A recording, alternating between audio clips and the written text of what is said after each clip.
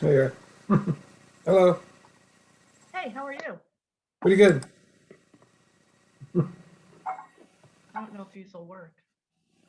I sound like I'm underwater.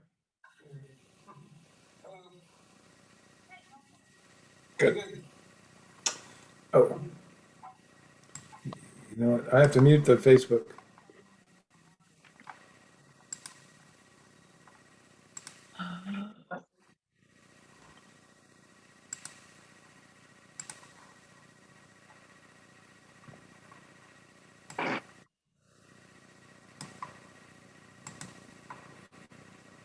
Okay, you should be set. Okay.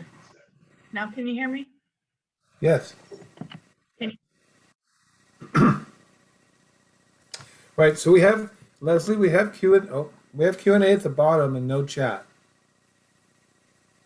Oh, very cool. See that? I wonder how that's going to work. Hey, do you want to make me co-host? Sure. Just in case either one of us has difficulty with our internet.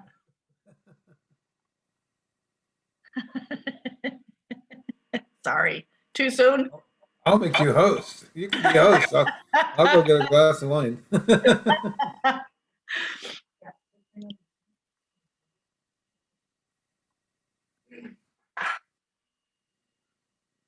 Okay, can you hear me now? Yes. Oh.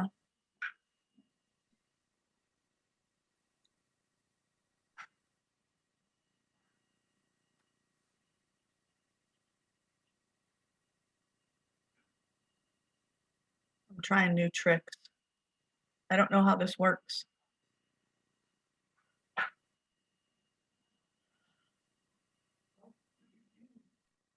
Well, we can hear you. Yeah, but I'm talking on the speakerphone as opposed to a headset. I mean, the computer.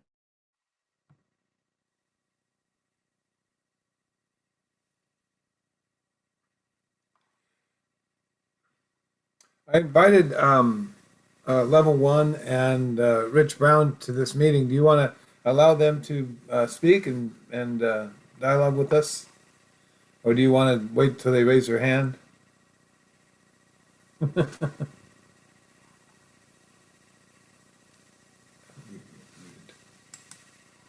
Sorry. Yes, I can call on them. Okay. We'll have to figure this out later. Hey, John. Hey, Trish. Hey, Charlie. Hi, Wendy. Hi, Rich. Hi. Hello.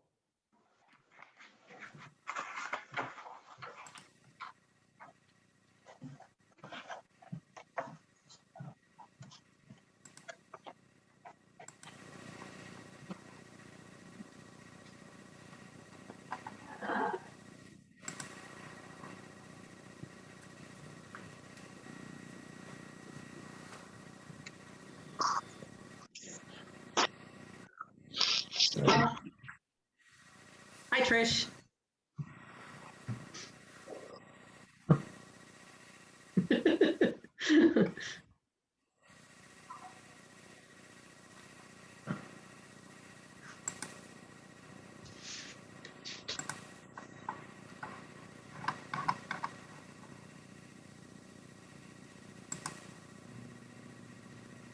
Welcome, Level One.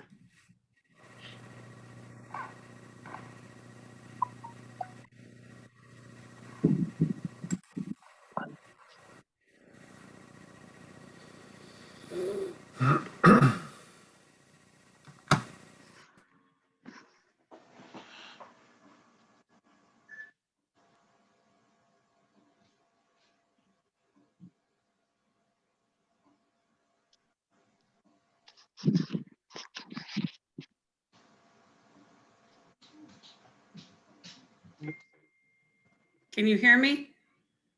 Yes? Yep. Good, because you couldn't before. Great. Had to reboot.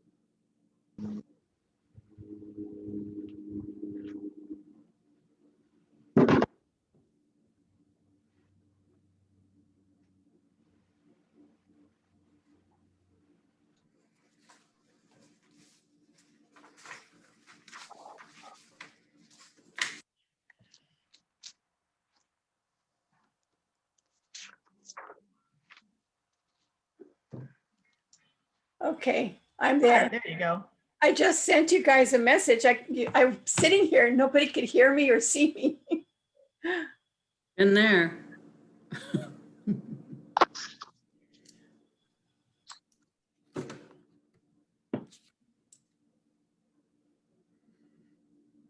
Oh, 6:01. Let's get this party started. Sorry, my bad. Councilmember Fields won't be here. Councilmember Friels will not be here. Our vice mayor, Not sure. have we heard from him? Check all devices. I sent him a panelist invite, but Okay. Well, the special city council meeting for the city of San Juan Bautista is now called to order. It is 6:01. This meeting will be conducted pursuant to the provisions of the governor's executive order N2920. In order to minimize the spread of COVID-19 virus, the city council is conducting this meeting by Zoom webinar and will be offering alternative options for public participation. You are encouraged to watch the meeting live on Zoom or Facebook. Please follow the governor's orders and the CDC guidelines regarding preventative measures and do your part to help flatten the curve and prevent further spread of COVID-19. If you all have noticed, there is a Q&A section. You can write questions there. There is no chat box. Somebody will be monitoring the questions.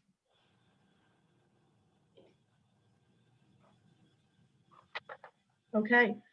Pledge of Allegiance. Councilwoman Edge, will you please start us off in the Pledge of Allegiance? I pledge allegiance to the flag of the United States of America and to the republic for which it stands, one nation, under God, indivisible, with liberty and justice for all. Thank you very much. Deputy City Clerk, may I please have a roll call? yes. Vice Mayor Flores is not present yet. Councilmember Edge, Here, Member Friels is excused absent. Councilmember Freeman Here. and Mayor Jordan. Here. You have a quorum. Thank you. Thank you very much. Okay, action items. Approve the affidavit of posting the agenda. May I have a public comment? Do we have public comment on this? I see none. Thank you very much. Council comment? none, for me, anyway. Thank you. Thank you. Okay, a motion? So moved. Thank you very much. A second? I'll second. Thank you very much. Roll call, please. Yes.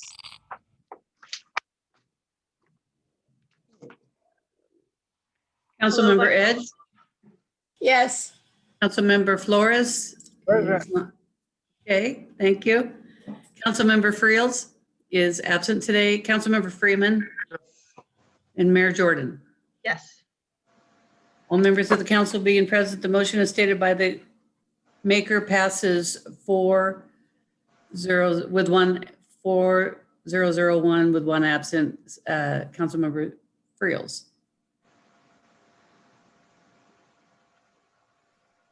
Thank you. Action item 2B, consider the role and purpose of the City Council's new Public Safety Committee and appoint Mayor Jordan and Councilmember Friels to join the Chair of the Planning Commission and the Chair of the Historic Resources Board, and request staff to solicit interest from the community for an at-large committee member. City Manager? Thank you. Oh, that's interesting. I got a new screen share for some reason. So I do have a few slides, but that's okay. These are simple matters. The report before you tonight is a result of the strategic planning work that we did in February and I brought to the council a matter of various concerns that I've heard over the past year regarding safety in our community. And we had Sheriff Taylor present at the February 23rd meeting, and we talked about gaps in services. He presented a few areas where we don't have coverage exactly. One of those is near and dear and appeared in our community survey as number 3 as priority. It was traffic enforcement. We do the best we can with the truck enforcement and code enforcement, conducting that enforcement now, but it's a challenge and there's room for improvement. We can enforce the parking, that's not an issue. We were doing that just last weekend. But as far as having the truck traffic on our residential streets, that was another hard one to enforce. And actually, just as a result of that meeting, the sheriff and code enforcement were able to muster up some CHP support on North Street and First and actually help us out with some traffic enforcement. But that's just one area of public safety. There's a whole issue of neighborhood watch groups and crime prevention, working with our commercial and retail businesses with crime prevention and coordinating with level 1 and the sheriff and all the work that needs to go in that regard. And then on emergency services, there's the whole issue of preparing our multi-hazard plan that's going on now on a countywide basis, participating in weekly meetings. And then there's the issue of training and exercises and the community being involved in CERT training and other types of things related to emergency services. And then fire prevention and enforcement. We do the annual weeds and yard cleanup, but there's a lot more to it than that. So there is room for help and some areas of concern. We've had an armed robbery at Valero. We've had a couple other things going on that have just caused concern. So rather than the city manager getting these calls and saying one at a time, council, what do we do with this? I propose the idea on the strategic plan that we have a committee that consider be a voice, be a place where people can share their voice and their concerns about public safety matters. I shared this with the Historic Resources Board and the Planning Commission last Tuesday, and pointed out to them that there are certain things in the built environment, and members of the community added that our design guidelines do address what's referred to as crime prevention through design. CPTED, as I say in the staff report, is the acronym for it. So when we look at things like changing our built environment, are we taking safety into concern? So that's the key concept of the Planning and Historic Resources Board, plus land use. The whole issue behind applying for an alcohol and beverage license, an ABC license, is the point of saturation. Are there too many bars in that area? Looking for saturation in too many of the same kind of use in one single area. So, Mayor, you and I talked about this and like the idea of having a subcommittee. And I thought I would bring that forward sooner than later because the second part of our meeting tonight, we're going to talk about 3 special initiatives. And this would be one of them that could possibly be funded in our budget this year. So I'm bringing forward the city's draft annual budget a week from tonight. And we've got some work to do. And we're hoping that this conversation tonight around public safety and then around the budget in general at a later time will help inform our budget as we bring it forward to you.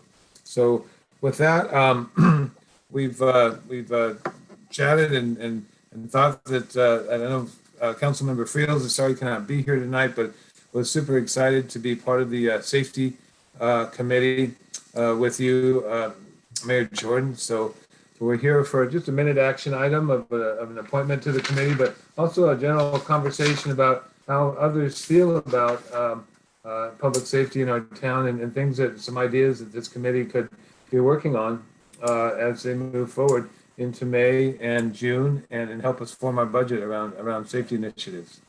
So with that's my conversation for you, and I'm happy to take notes and listen and answer any questions that you might have. Thank you very much. And we invited Eric, and I don't see Sheriff Taylor, but I do see Charlie from the acting police chief, fire chief on the line. We have level one and Rich Brown as well. So there you go. Very nice, thank you. Do we have any public comment on this?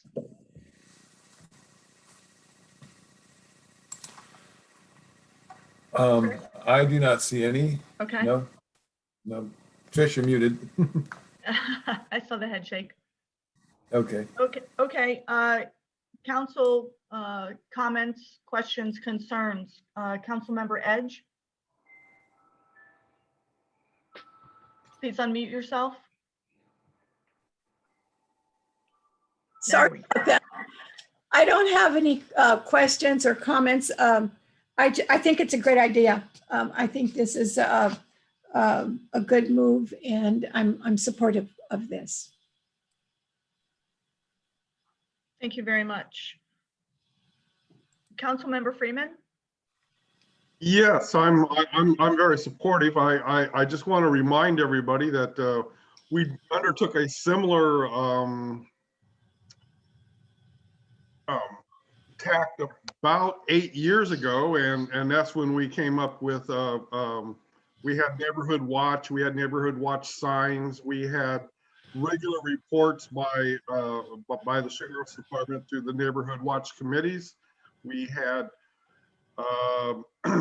reports from the 911 call center, which is in Piazza di Tempo over in Santa Cruz.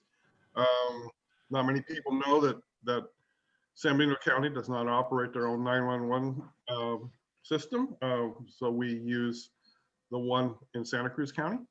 And we had a lot of good participation, and out of it came basically a desire for more police protection. At that time, we had a series of late night robberies, I guess is the best word, on 3rd Street. Several businesses were hit. And out of it came the contract, which was eventually won by Level One for late night security. So it's time to revisit it. It's been, I'd say 2015. That's 6-7 years ago. So it's time to revisit it and rethink it through. Thank you. Thank you. So this ad hoc committee is getting together to discuss, crime prevention, use of cameras, interagency agreements, and updating existing agreements. Thank you, Don. Can you see the whole screen? I've got this Um, green square on mine. I did No, have a comment. It's Uh, very, very large. Yeah, I'm sorry, Vice Mayor Flores. My Thank you. apologies. Yeah, I happened to be at the meeting too. I have a comment. Public safety is the #1 issue. And that's one of the issues that I am, really in favor of putting it into effect. We really need, the word gets out to the other communities that we don't have a law enforcement present, and they feel free to come here and do whatever the heck they want. So anyway, I think it's a great move. Thank you. Thank you very much. I apologize again for missing you.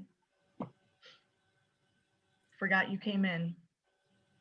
why do we have this big giant screen? Yeah, it's really, really, really big. What is that? Yeah, I have no idea. Okay, I'm thank sorry. you. That's a They whole have lot updated better. the Thank you. They have updated the software on me again, and I'm just like, I'm sorry. Welcome, Sheriff Taylor just came on. Congratulations, by the way. Okay, so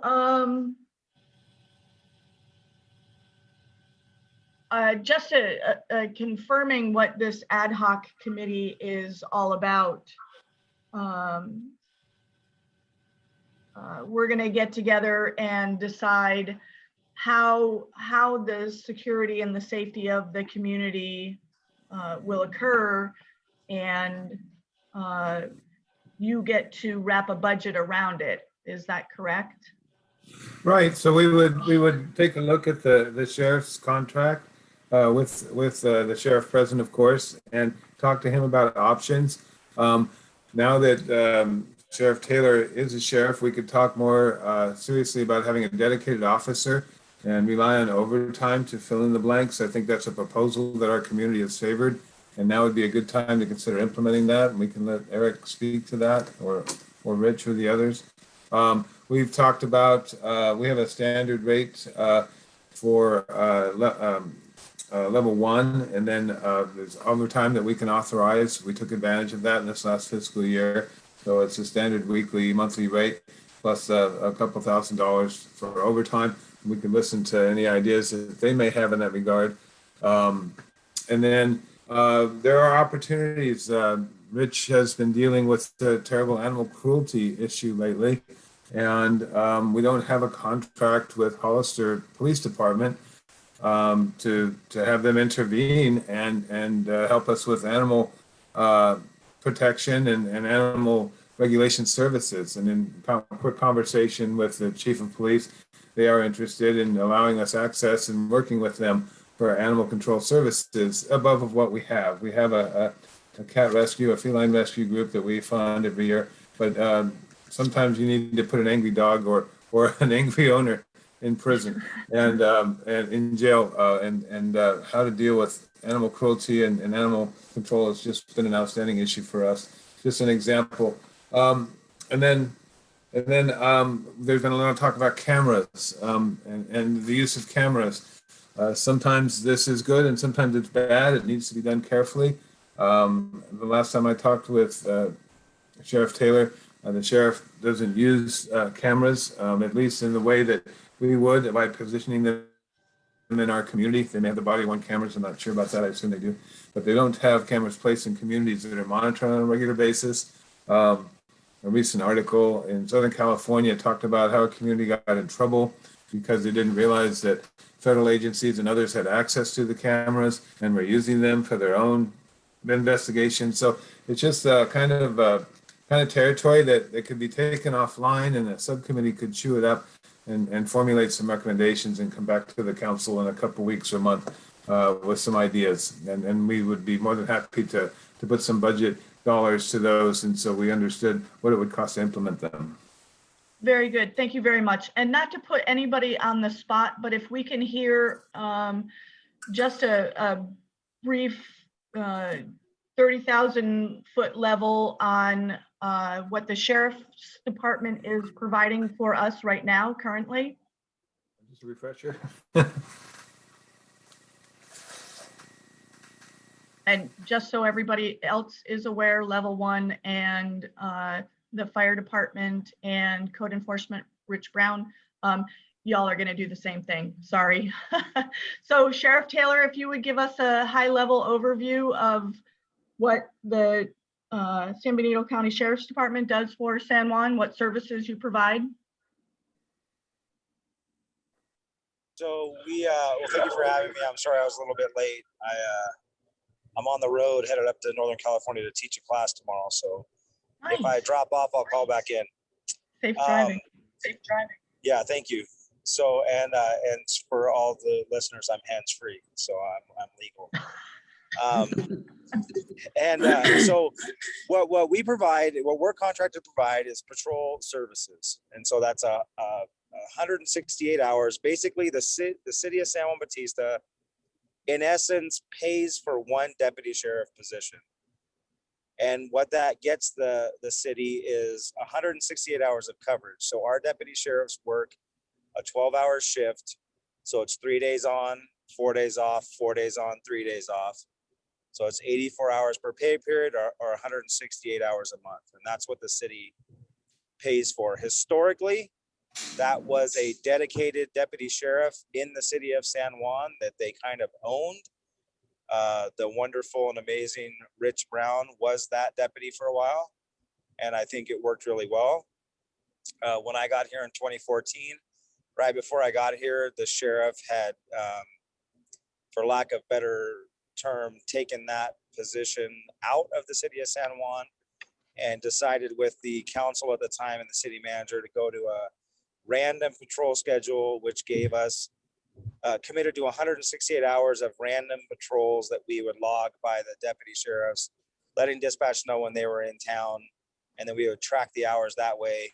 Some months we go way above the 168, some months we've gone below, but not really included in the contract. But what we also do is outside of the scope of that contract, we still do investigative cases. So for instance, last year we had a shooting in San Juan Bautista, and that involved our detective bureau. So the detective bureau spent time working that case. And even though that's outside of the contracted patrol hours, it's a violent crime that we're still going to provide that service.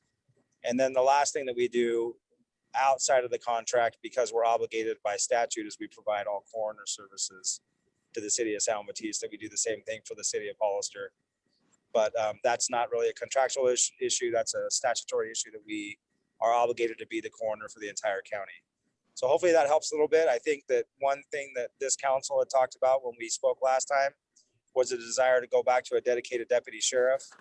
On the 26th of June, when I assume office and Sheriff Thompson retires, we could have that conversation. I'm absolutely open to that. And I think Rich Brown can speak to that when it's his turn, because I think there's a lot of value in that.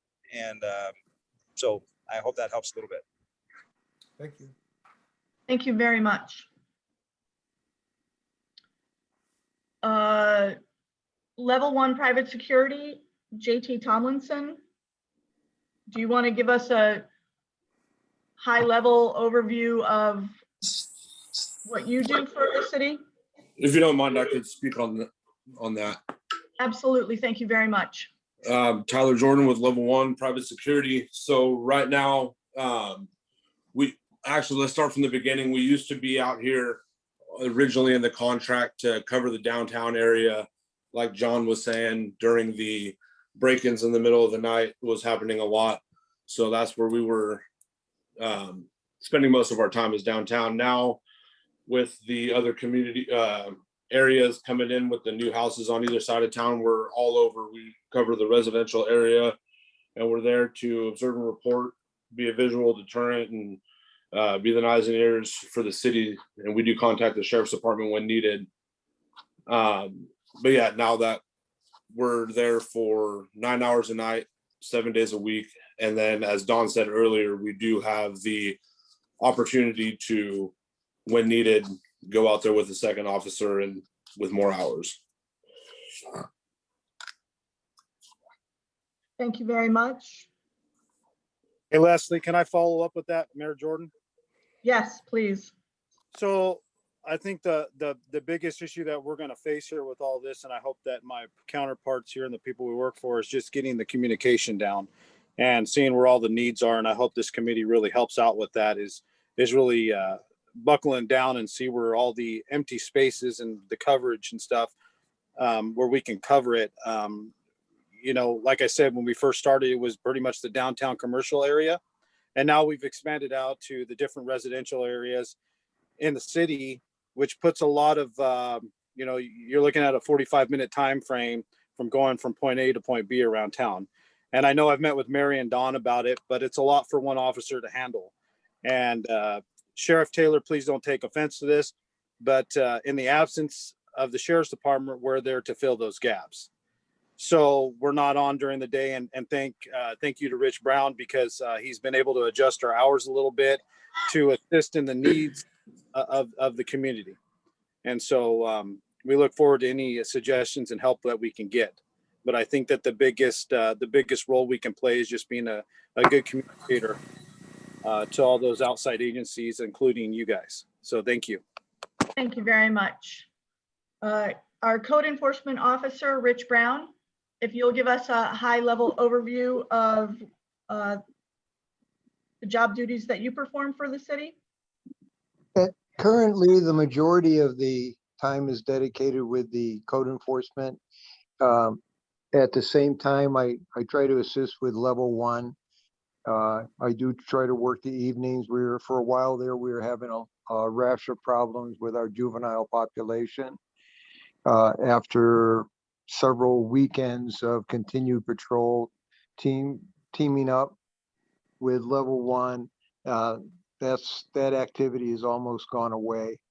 In addition, we try to do an assessment for as far as our seniors and still looking out for our red tags if they happen to pop up in a window.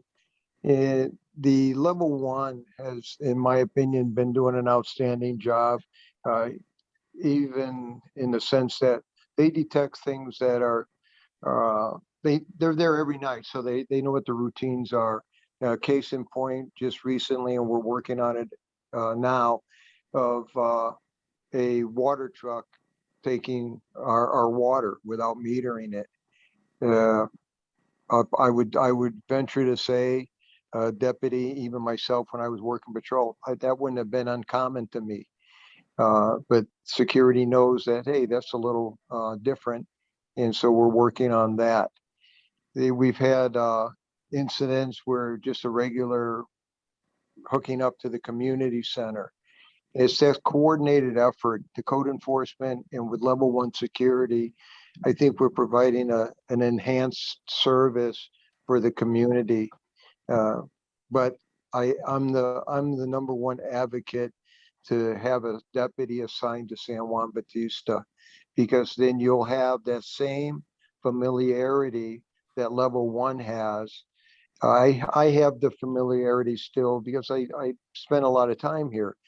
And I can tell you that once you get to know who the good people are, just by default, you'll know who the ones are who are looking for trouble and will cause the good citizens problems, and you can address that. Thank you very much. I am pleasantly pleased to see the patting on the backs of all of you and working together. I, as a resident, appreciate that. Acting Fire Chief Charlie, do you want to chime in and give us a high-level overview of the job duties that your department serves for the city of San Juan Bautista? Sure, absolutely. The city of San Juan Bautista contracts with the Hollister Fire Department to provide just fire service, fire protection for the city of San Juan. So we actually have three people, a captain, an engineer, and a firefighter on 24/7. So we have a total of 9 people that are connected because we have 3 different shifts that are committed to San Juan Bautista, 3 per day, plus an admin, prevention BC, an inspector, and then an on-duty shift BC that's on throughout the day. And that covers all aspects of fire suppression, fire prevention, fire education, and fire investigation as needed. In addition, we have access to 3 other engines within minutes to respond to the city of San Juan Bautista, and vice versa. The city of San Juan Bautista could provide services to the county and city of Hollister within minutes. So it's worked very well.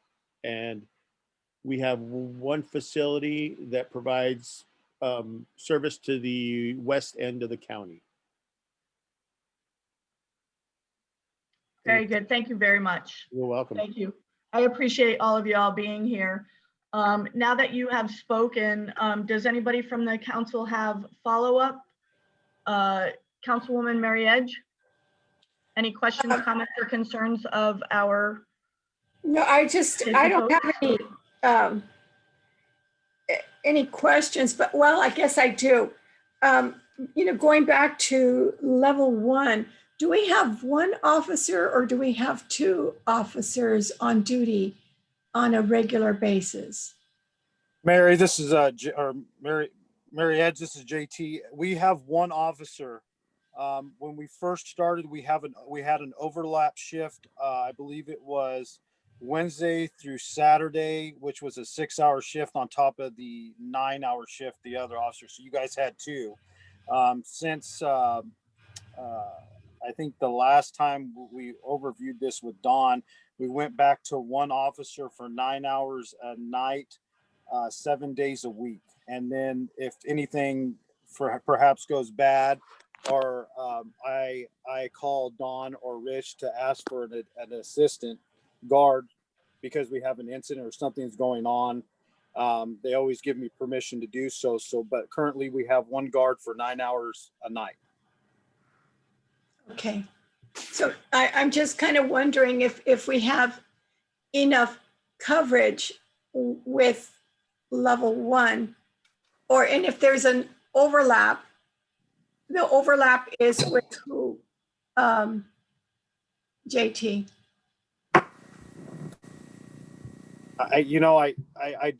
Personally, me, I don't think we have enough, but I think that's something we need to overlook, or we need to go back and look at. Right. I just think that the city has grown, which is a good thing, right? But with the growing amount of population that we have, we still remain at the same number.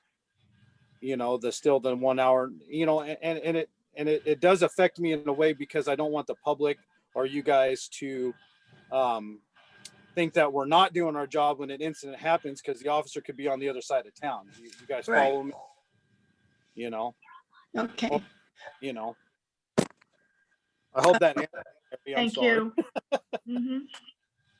Yeah, no, I'm trying to think, I was going somewhere and I'm having a brain, We can come back to you. all right, come back to me, because there was something else that I wanted to point out. A follow-up, thank you. Vice Mayor Flores? I only have a comment. I'm really glad to see the interworking with, all three units there. I think that, the continued working together is going to bring us what we need here in San Juan. Thank you. Thank you. Councilmember Freeman? Yes, thank you. I kind of have a question for the sheriff, Eric Taylor. Do we have a date on when the San Juan substation is going to open? And is that going to be a reality soon? Yeah, so it is open and usable. The issue we're having right now is an IT issue, and it's not really an issue. It's just a matter of, as the IT guys like to say, it's bandwidth, but it's bandwidth and personnel and other things that they're dealing with. So we only have a couple IT people for the entire county, and we're having to get a subcontractor to go in there and do some data line drops for us. So I think that once we get an actual workstation in there, it's going to be much more usable space for our deputies. But the landlord has been amazing over there. It's an awesome space for us to have. It's visible, it's nice, it's modern. So, but we have, all of our staff have keys to it. We have keys to the restrooms over there. So it's usable now. I just think they need to get a workstation in there. Fantastic. I do think that will also help us with our coverage, just having someone there. Thank you. I agree with that very much. That's going to definitely be a jumping off point for other deputy sheriffs on the west side of the county. Yes, yes. Thank you. We also have on our planning commissioner, Yolanda Delgado, or Yolanda, and Yolanda is HRB, and Dave Medeiros is planning. Oh, they're backwards. Backwards. Dave Medeiros is HRB, and Yolanda Delgado is Sure. the other one. Do either of you have questions for any of the enforcement that we have on? As you both will be a part of the ad hoc committee for safety. I do, but I'm not, yes, I do. I'm glad that all three people are working to get all of our, like the fire department, alarm one, and the sheriff, but I was kind of concerned that Level one. level one was calling our code enforcement for backup. He should be calling the sheriff, I think, because we need to remember Brown is just the code enforcement. He's not a sheriff. And I'm concerned about that. That's about all. Thank you. Was that Yolanda? Can you hear me? Yes, we can hear you now. Go ahead. Oh, this is David, Hey, David. HRB chairperson. Hello, everybody. Yeah, I'm just taking notes right now. I've got, as to what we need to think about when we go forward with the subcommittee, what have you. Yep. Filling up with a lot of information, which is really important to all this. So keep laying it on me and I'll do what I can in between doing what I can for everybody. If you have any questions, one of the things that kind of reached out to me was the fact that, it would be nice to get some kind of a report from all the different departments to tell us where we stand as a small community in support when it comes to emergency preparedness, what have you, when it comes to emergency services, police protection, security, all that kind of stuff. Where do we stand right now? And where do we think we need to build into based on the experts that are out there giving us the information that we can work with as a subcommittee? That's what I'm thinking right now. And I've got a long long laundry list of things that I've jotted down so far. And once we get together, I'd like to talk about it. Very good, thank you. And when we first meet, we still need to have the at-large member from the community. And when we all get together, we'll talk about where we are, where we need to be, and we'll bring all of enforcement in together and separately to find out what's going on with them and how we can make this community safe. Delgado, hand is still raised. I'm sorry, thank you. Commissioner Delgado, do you have anything else you wanted to say? Your hand is up? Nope. No, I just have. That's Okay, got it. Thank you very much. So I remember, Go ahead.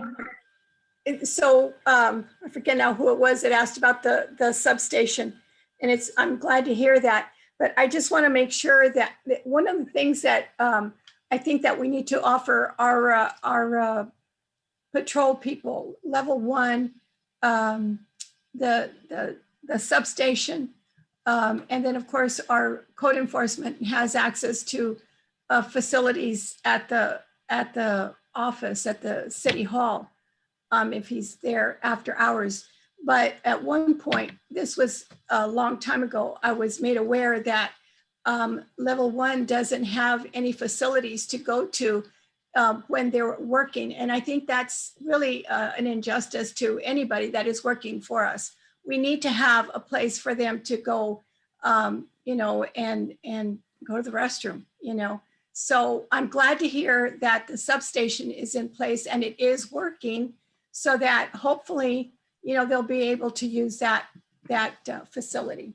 And then the other thing that I wanted to make it known that I'm already starting to hear fireworks over here on out in the field where I live. So anyway, fireworks are starting already and it's been going on. It started last month. So anyway, that's all I have. Thank you. Thank you very much.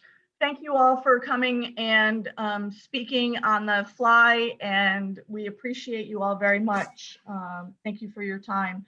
If you have anything else to say, go ahead, and if not, you can jump off.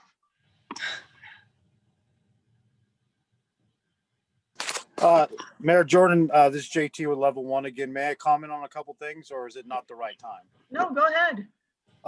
In reference to Yolanda's comment or Commissioner, I can't remember her last name. I apologize. Delgado, Commissioner Delgado. Delgado. Yeah. No. Chair Delgado, please. Thank you. I apologize. Sure. Chairwoman Delgado. I don't know what incidents you were speaking of when we called Code Enforcement Brown 2, but we have been assigned Rich Brown as our liaison for the city. And so he is necessarily our comment, our person of contact. And that's what rules we follow. And then the council still getting monthly reports from level 1? They just received them. Yes, they just reports from all of these divisions, plus library and community liaison. And we're working on planning department and building and safety. They all submit monthly reports by the 7th of every month, and Trish sends them out. Can I comment with level 1? Level 1, you are the one that said you called Rich Brown for backup. I'm just concerned with those wording. Did you say it incorrectly, or you were calling for backup? Backup to me would be calling the sheriff. And we can get into the weeds of the roles that everybody plays. There are occasions where level 1 and code enforcement are working together at night, when there's only one officer from level 1 and one officer from code enforcement. They tag team every now and again. This is Charlie from the fire department too. I just want to add that code enforcement is public safety. The level 1 is public safety, and the fire department is public safety. As the fire department, we do have police powers when enforcing the fire department or any fire issues. But you got to remember, when we talk about backup, it's for life safety. And I support these guys when they say they need backup, because it's dangerous out there. We can't trust anyone, and we'll jump in to help security or code enforcement, as well as I know they will jump in to assist us as needed. We don't want anyone to get hurt, because honestly, everyone paints anyone in government, in law, sheriff, fire as the bad guys. They think we're out to do harm. So that's just the reality of what we have to face. So we have to be hyper vigilant. And if he's calling for backup, that's the closest person to them. And if I'm available and I hear something, I'll be there. And that's anywhere that's out there. We got to be able to reach out to who we can get to right away.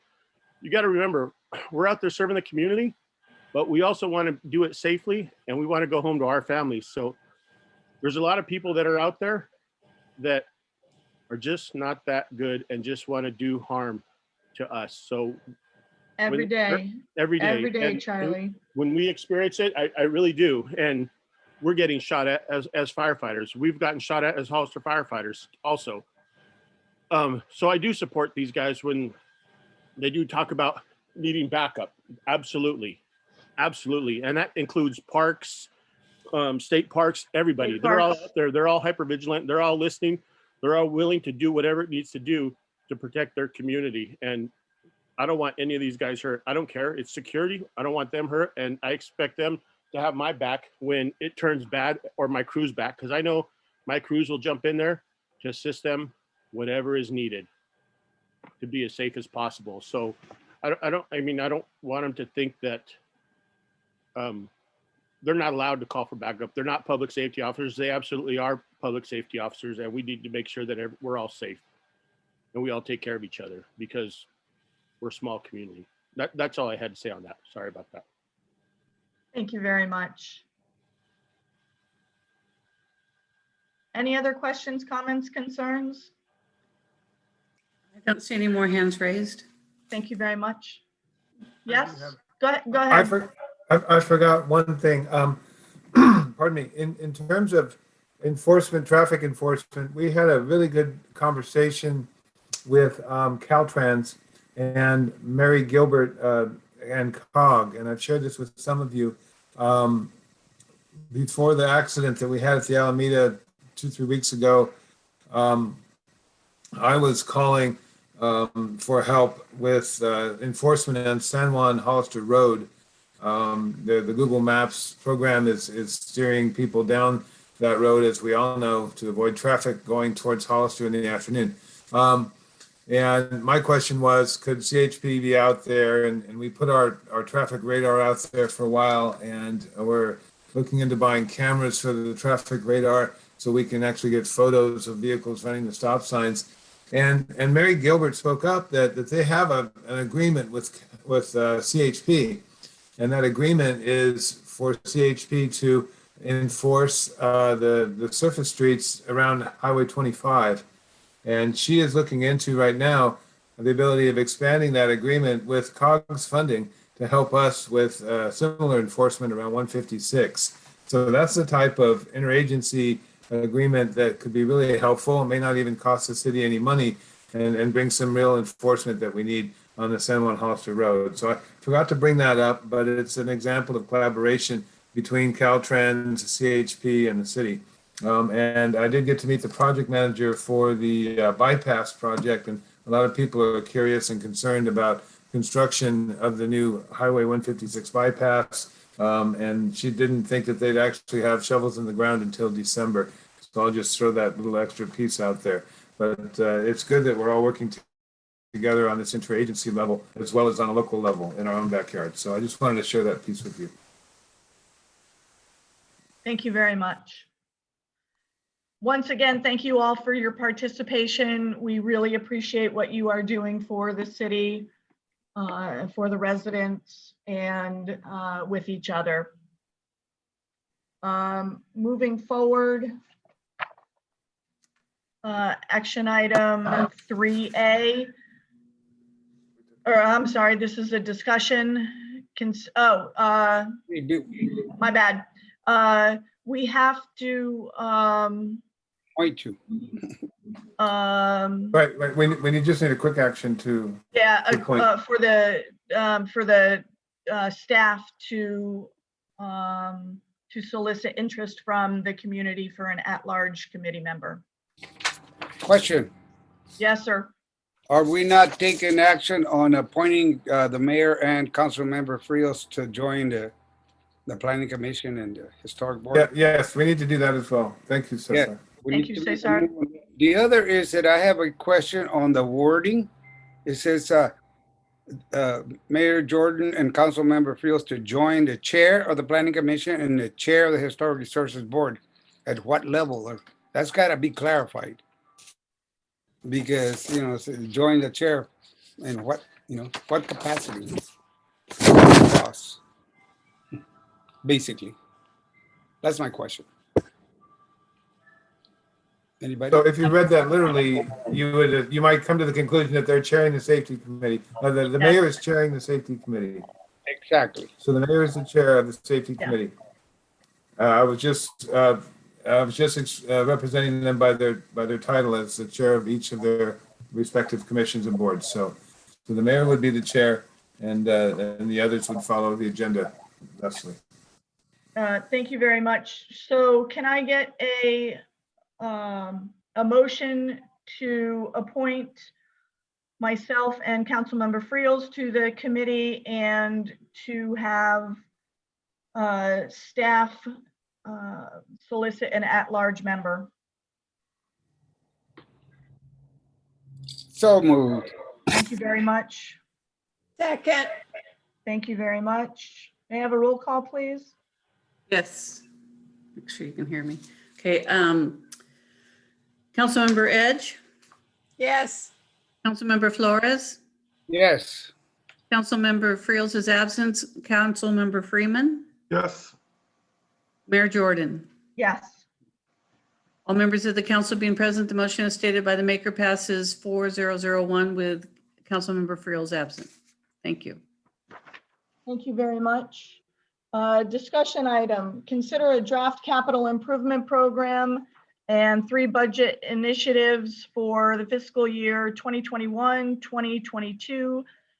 3rd Street Master Plan, General Plan Update Amendment for the Sphere of Influence, and Public Safety Initiatives recommended by the new Public Safety Committee. City Manager. Thank you, Mayor and members of the City Council. We provided in the council packet this week a spreadsheet that we use to manage our capital improvements with. And that's a spreadsheet of about 33 different projects. And I gave a summary in my staff report of the status of those projects. So we're going to be receiving a presentation on the budget next week. And so I refer to this as a preview of that discussion. And we can pretty much review this tonight and get a good understanding where we are with our capital improvements. And then I just wanted to briefly go over the potential for the 3 special initiatives this year. First and foremost, it's great to be talking to you about the budget in May, because last May, that's not what we were talking about. So I feel like we're going to have at least 3, maybe 4 really good conversations about the budget before we consider its adoption in June. So we'll present it in May 18th. Then we'll schedule a town hall meeting just on the budget, which was tradition and should be tradition for the whole community. And then we'll have, ask the council to adopt the budget at the June meeting. So with that said, we have been working hard. Wendy Cumming, our CPA, is on with us tonight, and we have been making a lot of progress with our budget. And as we've been reporting every month, we're seeing our revenues stable, if not increasing, and we're seeing our expenditures stable, if not decreasing. And we were looking at a 25% surplus in our general fund budget this afternoon when Wendy and I reviewed the numbers. What does that mean? It means $300,000 or $400,000 of either additional revenue that we received from the new homes being sold and perhaps resold. And it also means that our expenses are stable, if not lower than expected. So we're looking at an operational budget that's pretty level, but I refer to it as a rebuilding opportunity. We had some really great candidates interviewed yesterday for Community Development Director. That's only partly funded by the general fund, but that's part of rebuilding our planning department, as we've been discussing since last October. So we're going to definitely have a new planning director, assistant city manager on board here soon. I'm making some final calls and follow up with references the next couple of days. In addition, we froze the position of office assistant, and the office assistant was monitoring social media. They were doing all of the IT, and they were helping us with our accounts payable and special projects. So we are plugging into our draft operational budget right now, restoring that position. And so with that, we'll be almost whole to where we were in May 2019. So that to me is good news and a positive step in the right direction. In terms of capital improvements, as you're so well aware, we have two gigantic capital improvements, and that's water and wastewater projects, regionalizing our water and wastewater projects. So we are working with a special municipal finance advisor on a capital improvement program explicitly for especially the Hollister wastewater project, because the San Benito Water District is helping us manage the financing for the import of fresh water from the San Luis Reservoir. So that being said, we're also undergoing a rate study for our water and wastewater systems, and we want to keep that, as possible, as low as possible, despite the fact that we have these large capital improvements. We are exploring 3 different types of federal grants right now. We have possibilities. We've been on the phone recently with the Water Board Treasury Department looking at special loans, the Clean Water Drinking Act and the Clean Water Act and the Drinking Water Act with interest rates of 1.1% and 30-year obligations. So we are looking at as many as 7 different ways to fund these big, huge capital projects. So I'm going to let the experts and community advisors and grant writers and others work on those projects specifically. So the list before you is our short list. It shows that we've accomplished 13 of the 33 capital improvement projects. Of course, we're all familiar with the completion of 3rd Street. We also have completion of those projects wrapped around the former Koch agreement. When we agreed to accept well 6 from Koch Farms, we also agreed to run a sewer line from our well 6 to the lift station, and we also agreed to remove that lift station from the Koch Farms meter and put in our own meter. And now we're able to upgrade the pumps and get that into full functionality. So our city engineer has been super busy completing well 6, completing the treatment plant out there for iron and manganese, and then running these 2 new lines and meeting the end of our agreement there. So as far as infrastructure goes, those have been our focuses. We were able to save all of our contingency from the 3rd Street project, and we promised at mid-year that we would put that towards 7 new street improvement projects in the downtown. So we have a pavement management plan, and we have the 7 projects provided for you there in the staff report. They're the same 7 projects I shared with the council in February, and they are the ones that have been identified in most critical need of repair at this time. So that's a couple $100,000. It's just a little more than what we get at Measure G on an annual basis. So we'll be able to use the SB1 funds and the RSTP funds and the Measure G funds, all dedicated to transportation, to work on those capital improvements this year. We have several projects that are in progress, and I kind of lost my patience today on two of them. The three park projects, the Luck Park project is moving forward. The master plan was heard by the Planning Commission last Tuesday. We're making revisions to it so we can bring it back to our June meeting. I understand that Rudy Park restrooms will finally be going out to bid within the next 6 weeks. We've had identification of infrastructure that's in the ground. We have overhead wires, trees, and other things that we're managing as we build a platform for new restrooms at Rudy Park. And unfortunately, it's taking longer than I'd hoped it would. I was hoping it would be out to bid by now. So, and also along those lines is the park located at Franklin Circle. That park, we put the design on hold at 50%, and I went out and shared with a few community members the proposed design, and we had missed the target.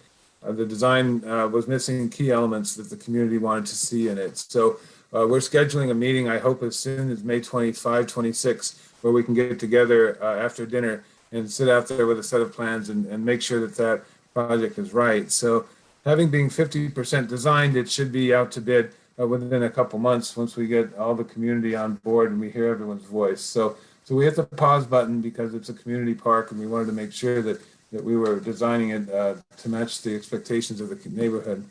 So that's where we are on those three park improvement projects. I did talk with Councilmember Freeman specifically regarding a park master plan. We don't have a master plan for all of the parks, but we do have the need for some kind of work to be started regarding the Washington Street, Lang Street Park. We've got about 5 acres out there, and the state has a new law of claiming unused city property for housing. So we want to make sure that we put our stake in the ground out there for a park and preserve it. We've had some feedback from the Strategic Planning Committee a year or so ago about a dog park, botanical gardens, and there's the capacity to do a lot of neat things out there. So we need to get started with that park. It's got to be on our radar for next fiscal year, at least in the planning, conceptual planning phase, like we did with Luck Park this year. So I don't know if I'm moving too fast, but I'm just going right down the list here. We've bought a number of important pieces of equipment. You're familiar with our confined spaces, training, and equipment that we purchased. We're about to buy the emergency generator, portable emergency generator approved by council recently. And we have 3 bids available now to convert an old piece of fire apparatus into a dump truck. It's a big Ford F-550 truck that's not getting used right now.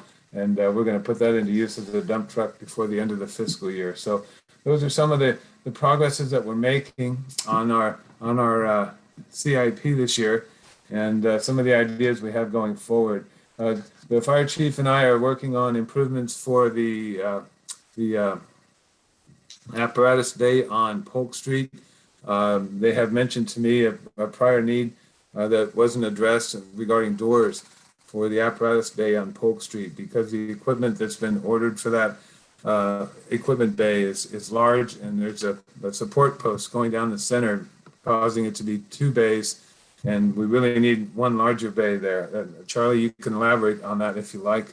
And then I've heard recently of the resurrected need. I know the prior city manager had a budget amount to improve the acoustics at the community hall, and so I want to get that back in the budget.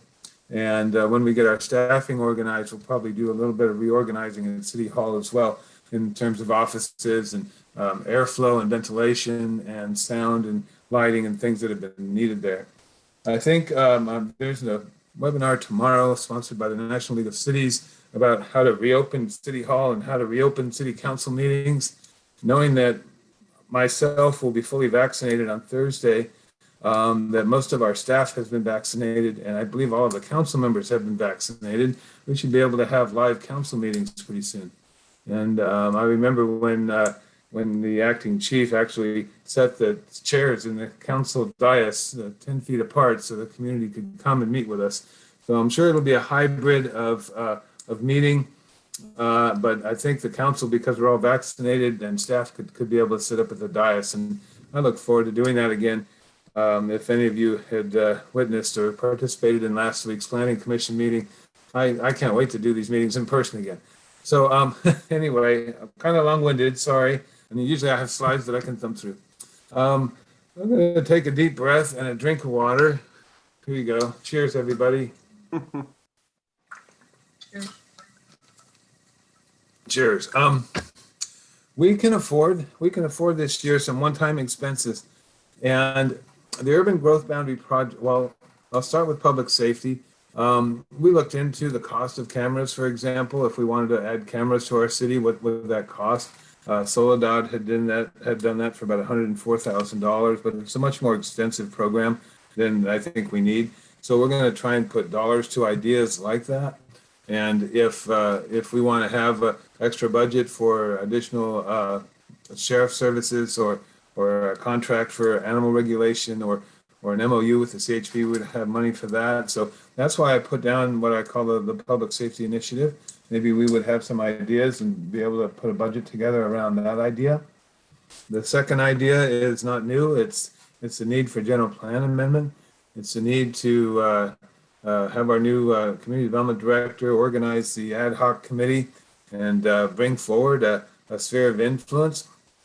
And that'll be great, but it's complicated, as we know, because the sphere of influence has to be approved by LAFCO. And then it will require a municipal services report talking about our availability of water and wastewater for annexation and the like. And then that's all going to trigger an amended environmental impact report. So we'll be amending the general plan, and we'll have all those three components to it, and that's going to be a bit of an expensive initiative. So we can talk about this stuff till the cows come home, but it's going to cost money to get her done. And so I'm proposing that we think about that now as we prepare for our budget, an urban growth general plan amendment initiative along those lines. The third item is something that's evolved from our business forums and the creation of both just a recognition of the value of our parklets, and it's fortunate that we have Chair Delgado and Board Chair Medeiros on with us now, because they've been participating in almost every meeting. 40 some odd meetings, plus the Parklet Subcommittee meeting, Leslie and Mary as well. We've been talking about parklets having an interim use of 4 to 5 years, and possibly then merging into a master plan for 3rd Street that would include moving the infrastructure and redoing the sidewalks and a whole kind of facelift to the street and to the sidewalks and infrastructure, rebuilding in much the comprehensive manner that Salinas and other cities have done in their downtown. It's been pointed out to me that we've never really had a specific master plan for how to do that, let alone do that in a historically correct nature. I use the city of Salinas as an example, where they got rid of curb and gutter and they just made these really wide sidewalks, and it's pretty cool for Salinas, but I don't know that it's the right thing for our city. Our city is, we want to be able to come into our town with a horse and tie it up and go get a beer, more so than we want to park our Ferrari. So we need a downtown that will accommodate that. And I'm just sharing with you that it takes 18 months to talk to the right people and to come to an agreement. And then that 18-month plan, it takes a couple years to get the environmental and to cobble little pieces of money together over years until you have as many as $8 to $10 million to move that water line and to do other things that need to be done underground before we put the dressing on the cake and call it a day. So anyway, I think we need to budget for a master plan for our 3rd Street, and that's going to be a pretty pricey initiative. But if we can get that started in July, then we can get that built just about the same time as parklets start needing to be replaced. So that's the transition there. So those are the 3 initiatives that I wanted to share with the council tonight, and invite the public and community to participate and share ideas with us, so we can take notes and bring them forward to the council when we present next Tuesday. So that's a lot of information. I wish I had slides to share with you, but that's okay. I'll figure it out before the next meeting. and and and I'm here to answer any questions that you may have. Thank you very much. Do we have any questions, comments, or concerns from the public? I don't see any hands raised. Thank you very much. Questions, comments, and concerns from the council. Councilmember Edge. I just have a question. I thought and Dawn, forgive me, but you left me. You were going fast. So I got Sorry. left behind. Tell me, That's okay. tell me what happened with the Franklin Street park again? What happened? I thought- The community had drawings, and there was this particular piece of the park that was dedicated to one of the beloved residents there, one of the original residents there. Right. Yolanda can describe better than I can. And unfortunately, our architects thought a tree should go there. And so that's what Mary Morales was sharing with me. And when you called me that day and said, would you please go talk to Mary? And I got a couple cookies out of it, but I got a lash. So I promised that we'd come back to the community. I think we could have done that weeks ago, but we're still committed to doing that before we move forward with the design. And there's some other community members there will have an opportunity to understand where we're thinking, and the architects will be there too, so they'll hear firsthand. I thought you had said something about losing funding or missing the deadline or. No, we just missed the target. The design didn't come out the way the community intended. I So see. Okay. And I knew about that. Okay. fortunately, we're only halfway through, so it's not too late to change it, and it's not very expensive to change it. So. Okay, good. All right. And then the park over on Washington and Lang, I thought that had already been, the plan had already been completed. No. So I did get, I mean, we are implementing an active transportation plan. I did get something called a master plan from the Strategic Planning Committee. And I did meet with folks about that in the summer of 2019.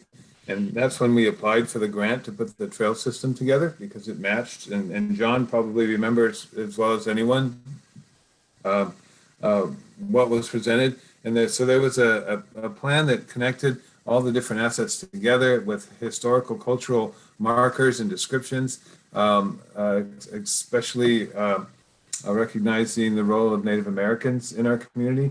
And then there was a bit of a description regarding that park, but it was informal list from volunteers. It wasn't like drawings and blueprints and the way it needs to be done so it can be built. Okay. All right. And then the Veruti Park restroom, I knew we were going to get not an actual building, but we're going to get something that is kind of prefab, but it's supposed to look really nice. And I thought that was in the works already also. Yes, and it's going terribly slow. That was my complaint. So I expedited it today. I've been trying to expedite it for a month. Okay. So CSG has delegated that to Engineers Unknown, and I'm trying to get them to move forward on it sooner than later. Okay. Because So the funding is there in the budget, so. okay. All right. So it was there. They were slow on it. And you're just. In my opinion. All right. Okay. All right. That's all I have. Thank you. Thank you for the report. Sure. Thank you very much. Vice Mayor Flores? No comments. Thank you. Thank you for all. Councilmember Freeman? Yes, thank you. And I really appreciate all the hard work that Don has done on this and the parks plans. I kind of would like eventually to see a little bit more than just a parks plan, but a plan to see what we can do with all the properties that the city owns. Eventually we're gonna have some space at the sewer plant. What will we do with that? We have other properties we own around the town. Can we improve them, make them better, make them more accessible for our residents, fulfill more needs for our residents. There's you know, I'd like to see something like that eventually, and I have hopes that the person you hire in the next couple of days or week or whatever it is will maybe have a chance to think about that. Can't hear you, Don. A plan for a planner, right?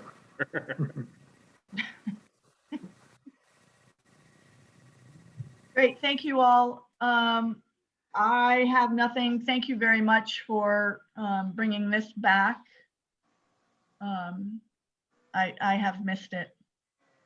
The big spreadsheet.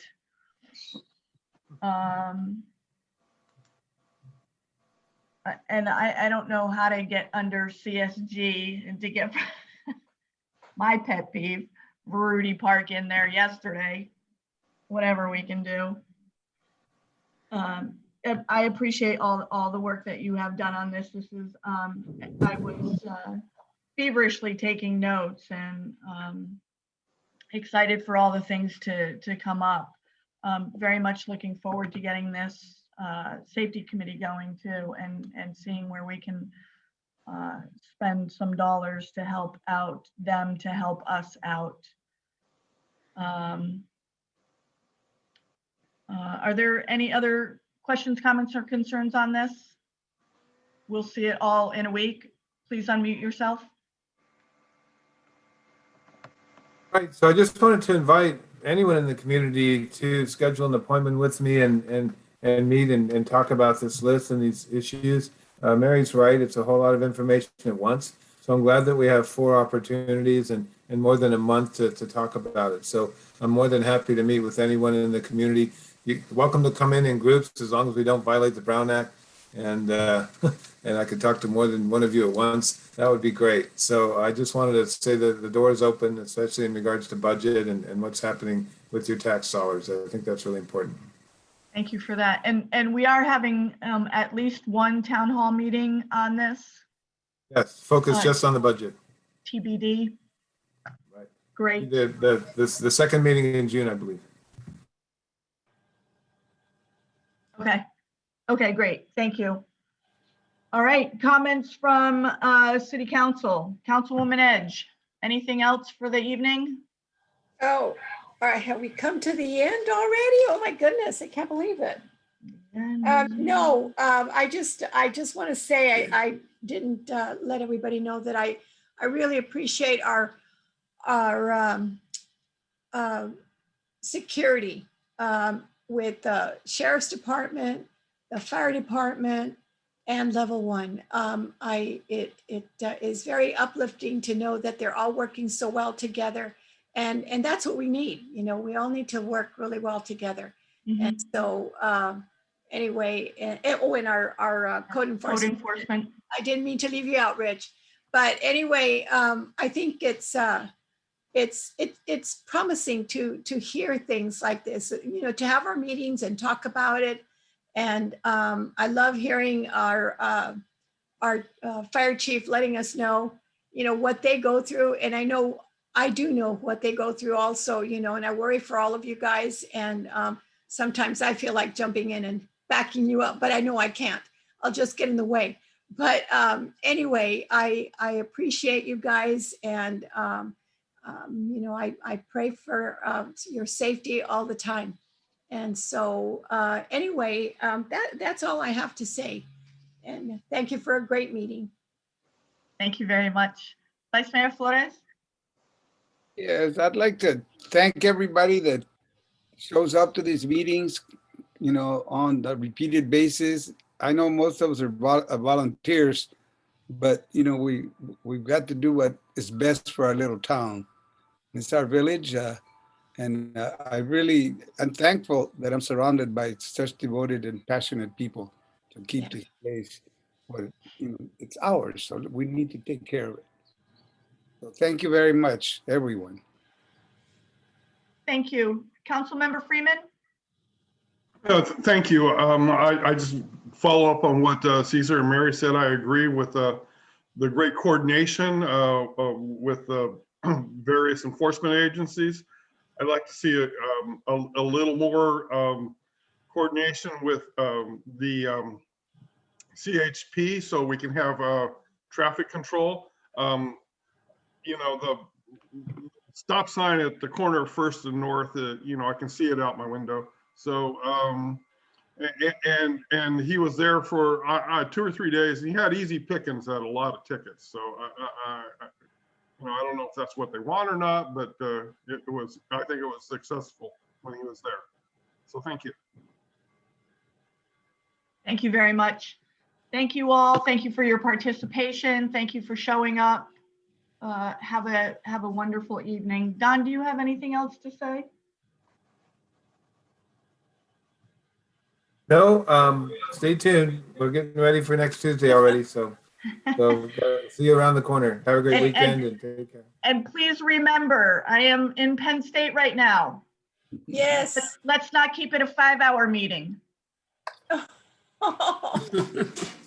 We still need words from the city clerk. I understand that. Thank you very much for letting me know. Deputy City Clerk, anything to say? No, nothing to add. Thank you. Thank you very much. Have a wonderful evening, all. Thank you very much for coming. See you on Tuesday, if not Okay. sooner. All right. Thank you. Have a Thanks. good week. Bye. Bye.